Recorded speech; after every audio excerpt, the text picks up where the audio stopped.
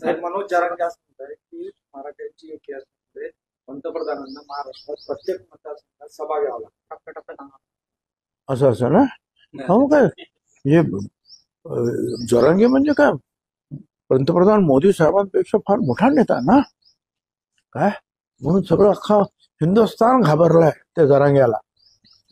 काय सांगतोय काही बडबडतंय काही बडबडतंय.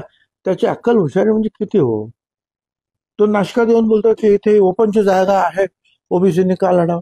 बीड मध्ये जातो ही ओपनची जागा आहे मग तुम्ही ओबीसी इथं का लढता.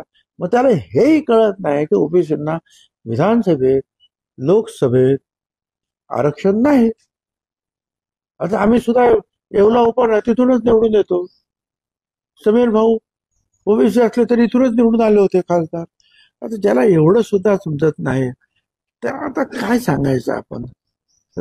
आणि मोदींना तो तर असं पण बोलला होता मोदींना महाराष्ट्रात येऊ देणार असं काहीतरी म्हणाला होता पूर्वी आठवतं का.